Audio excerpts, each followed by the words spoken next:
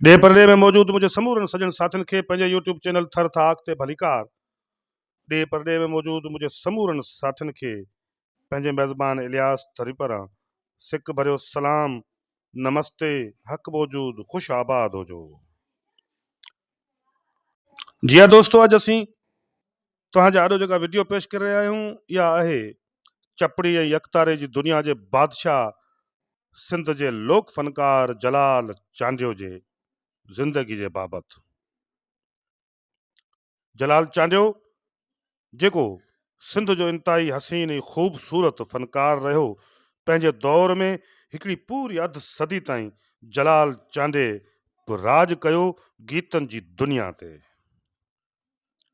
ऐं हुनजो स्टाइल, हुनजो अंदाज़, हुनजो लब लुबाब ऐं हुनजी अदायगी, लफ़्ज़नि जी अदायगी, हुनजो गलो, हुनजो लाइफ स्टाइल, इहे समूरियूं ॻाल्हियूं हुयूं जिन जे करे जलाल चांडियो ॾे परॾे में सिंधी माण्हुनि, मारुड़नि, झांगीड़नि, धाटीड़नि, सांगीड़नि समूरनि जे दिलनि में राज कंदो रहियो।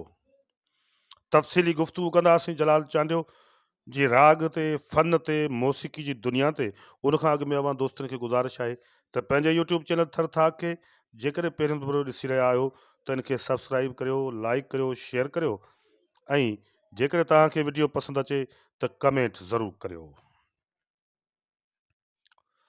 जलाल चांडियो जंहिं पहिरियों भेरो चपड़ी ऐं यकतारे जी दुनिया में ऐं खड़तालूं हथनि में खणी जंहिं स्टाइल अंदाज़ सां ॻाइण जो स्टाइल अपनायो, उहो स्टाइल थर जे, ढाट जे, मारवाड़ जे, काछे, कोहिस्तान, उत्तर, लाड़, समूरी सिंध जे हर वाइण, वस्ती, झर झंग में एॾो त सुपर हिट ऐं पॉपुलर थियो, मशहूरु थियो, जो हर थरी माण्हू खां वठी आम उत्तर जी साइड जे सिंधी, ठेठ सिंधी माण्हू ताईं सभिनी ईअं सम्झो त जलाल चांडियो असांजो रागी आहे, असांजो फनकार आहे।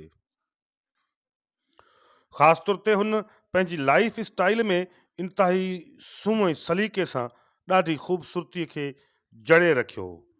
टिकनि वारी, मुके जे भर्त वारी, कड़क टोपी, कंबर, कंदकोट, शहदाद कोट, लाड़काणे ऐं दादू, नवाब शाह, मोरे, नौशर फ़रोज़ जे इन्हनि समूरनि इलाइक़नि जो जेको रंग ढंग हुयो, जेको टोपियूं ठाहिण जो स्टाइल अंदाज़ हुयो, उन अंदाज़ जूं टोपियूं मुकमल तौर ते पंहिंजे निराड़ ते मुकमल तौर ते बाक़ाइदगी सां सजाए ऐं उनखां पोइ गलो खोले ऐं मुछूं, जेको सिंधी माण्हुनि जी हिकिड़ी सुञाणप रही आहे, ख़ूबसूरत मुछ, ऐं उन्हनि मुछनि खे उहे डिघियूं ऐं वॾियूं मुछूं रखणु ऐं उनखां पोइ गलो खोले ऐं पंहिंजे स्टाइल ऐं अंदाज़ सां उन लाइफ स्टाइल खे गुज़ारणु, इहो जलाल चांडे जी ज़िंदगी जो हिसो रहियो।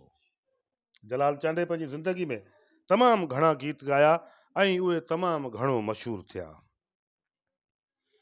बुनियादी तौर ते जॾहिं जलाल चांडे ॻाइणु शुरू कयो त ॿियनि मुख़्तलिफ़ ॿोलियुनि में, जिन में सराइकी ऐं पंजाबी, थोरे जेके ॿियूं ॿोलियूं आहिनि, उन्हनि में जेके गीत ॻाइबा हुआ ऐं उहे फ़नकार जेके पंजाब सां, बलोचिस्तान सां या ॿियनि इलाइक़नि सां तालुक़ु रखंदड़ हुया, जिन जो धाको हुयो, जिन जी लय हुई, जिन जो दबदबो हुयो सिंध जे अंदरि, उन्हनि समूरनि फ़नकारनि खे पेर डाहिणा पिया, मैदान छॾिणो पियो जॾहिं जलाल चांडियो मैदान में लथो। सिंध जे झर झंग खां, लकी शाह सदर खां वठी समन सरकार जे मेले ताईं ऐं समन सरकार जे मेले खां वठी कलंदर लाल शहबाज़ खां हज़रत शाह अब्दुल लतीफ़ भिटाई ऐं सचल सरमस्त जे मेले ताईं, ऐं उन खां अलावा जेके बि मेला मलाखड़ा ऐं वॾियूं दरगाहूं सखी सईदी मूसाणी खां वठी करे ऐं जोक शरीफ़ ताईं ऐं ॿिया जेके बि सूफ़ी बुज़ुर्ग आहिनि, दरगाहूं आहिनि, उन्हनि ताईं, ऐं उनखां अलावा सिंध जे मुख़्तलिफ़ काजनि में ऐं जेके ख़ुशी जा गीत आहिनि, ख़ुशी जूं महफ़िलूं आहिनि, उन्हनि में जलाल चांडियो खे कोठ मिलणु लॻी। आहिस्ते आहिस्ते उहे फ़नकार जेके ॿाहिरां आया हुआ ऐं पंहिंजी हिकिड़ी मार्केट ठाहे चुका हुआ, उन्हनि खे शिकस्त मिली। कारण सिर्फ़ु निज ठेठ सिंधी लहजो हो ऐं उन सां गॾोगॾु उन ठेठ सिंधी लहजे में जंहिं स्टाइल ऐं अंदाज़ सां गीत ॻाया ऐं मौसीक़ी जी दुनिया में फ़न मौसीक़ी जी जेका ख़िदमत कई, उहा सदियुनि ताईं सिंध खे यादि रहंदी। सिंध उनखे कॾहिं बि विसारे न सघंदी।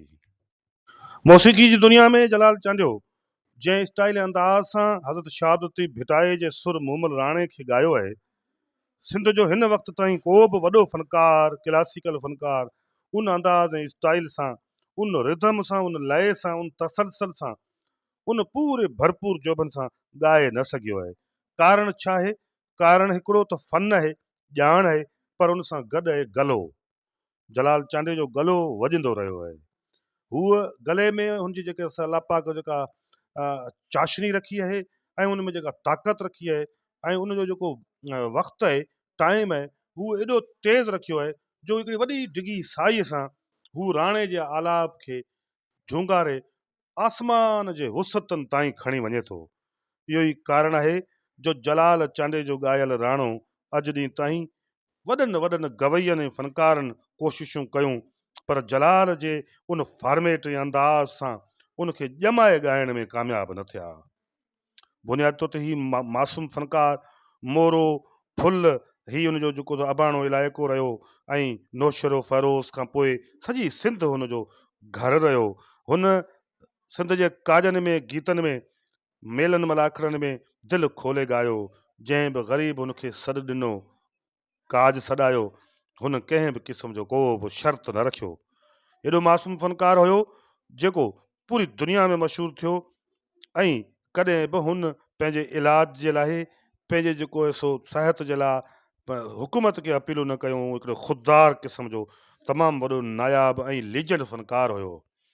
हुनखे केतिरा ई ख़िताब मिलिया, पर उनखां जेको सभ खां वॾो टाइटल मिलियल आहे, जेको अॼु बि सॼी दुनिया में ऐं ॾेह परॾेह में मशहूरु आहे, उहो इहो आहे त जलाल चांडियो कहिड़ो? चवंदा त जलाल चांडियो उहो जेको चपड़ी ऐं यकतारी जी दुनिया जो बादशाह फ़नकार आहे। हुन वांगुरु उन चपड़ी ऐं यकतारे खे, उन यकतारे जे स्टाइल ऐं अंदाज़ खे जंहिं अंदाज़ सां गीतनि में इस्तेमालु कयो आहे जलाल चांडियो, अहिड़ो को बि फ़नकार ईअं न करे सघियो आहे। जेतोणीकि जलाल चांडियो जा लातइदाद शागिर्द आहिनि जेके मुख़्तलिफ़ नालनि सां ऐं उन साॻे स्टाइल ऐं अंदाज़ सां गीत ॻाइनि था, पर जलाल जी यकीनी तौर ते खोट ऐं कमी अॼु ॾींहं ताईं महसूसु थींदी रहंदी। सुठनि भलनि घोड़नि खां वठी, कुकड़नि खां वठी, मेलनि मलाखड़नि ताईं ऐं मुख़्तलिफ़ फंक्शन्स में दिलि खोले शौक़ सां कमु कंदड़ जलाल चांडियो बुनियादी तौर ते पंहिंजी ज़िंदगीअ में इंतिहाई मासूम ऐं दिलि फ़रेब क़िस्म जो ख़ूबसूरत इंसान बि रहियो आहे। हुन हमेशह मक़ामी सतह ते समाजी कमनि कारण में बि वधी चढ़े हिसो वरितो। हुनजो फ़न सॼी दुनिया में ता क़यामत ताईं यादि रखियो वेंदो। अॼोकी इन वीडियो में एतिरो ई। मिलंदासीं कंहिं ॿी वीडियो में। तेसिताईं इजाज़त। अल्लाह हाफ़िज़।